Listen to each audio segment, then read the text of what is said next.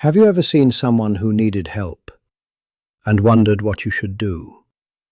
Maybe it was someone sitting alone at school. Maybe it was a neighbor going through a hard time. Or maybe it was someone everyone else ignored. Today we're sharing one of the most famous stories Jesus ever told, the story of the Good Samaritan. It's a story about kindness, compassion, and loving people even when it's difficult. And even though this story was told over 2,000 years ago, its message still matters today.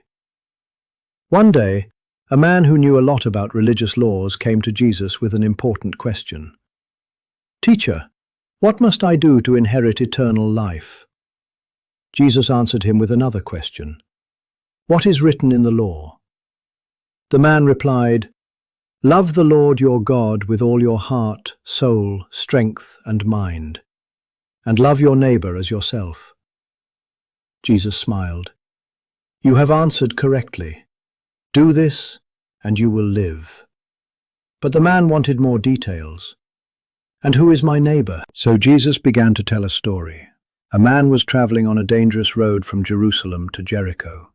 The road was rocky, lonely, and known for thieves hiding in the shadows. Suddenly, robbers attacked him. They stole his clothes, beat him badly, and left him lying beside the road, hurt and helpless. The man could barely move. He needed someone to stop, someone to care. After a while, a priest came walking down the road. Now, priests were supposed to help people and serve God. Surely this man would stop, right? But when the priest saw the injured man, he crossed to the other side of the road and kept walking. Then later, another religious man came by, a Levite. He looked at the injured traveler, but he also walked away without helping. Imagine how lonely that must have felt. People saw him, but nobody stopped. Then a Samaritan came along. Now this is important. Samaritans and Jews usually did not get along in those days. Many people avoided each other completely. But when the Samaritan saw the hurt man, he felt compassion. He didn't ignore him. He didn't make excuses. He stopped. The Samaritan gently cleaned the man's wounds and bandaged them. Then he carefully placed the injured man on his own donkey and took him to an inn where he could rest safely. The next morning, the Samaritan gave money to the innkeeper. "Take care of him, and if it costs more, I'll pay you when I return." The Samaritan expected nothing in return. He simply chose kindness. After finishing the story, Jesus asked the man a question. Which of these three was a neighbor to the man who was attacked? The answer was clear. The one who showed him mercy. Jesus replied, "Go and do likewise."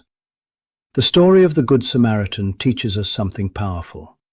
Being a neighbor isn't about where someone comes from, what they look like, or whether they are popular. A real neighbor is someone who chooses kindness. Sometimes helping others takes time. Sometimes it costs something.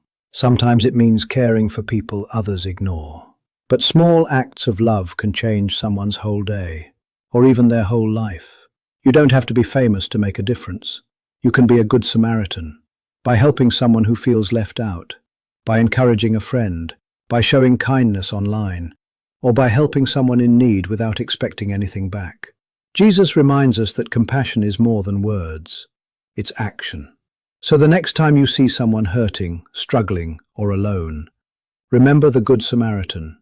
You have the chance to stop, to care, to help. And sometimes, one simple act of kindness can shine brighter than anything else in the world. Thanks for watching. If this story encouraged you, don't forget to like, subscribe, and share this video with someone who could use a little kindness today. And hit the bell so you know every time I put up a new video. Thank you all, and may God bless you all. And remember, love your neighbor as yourself.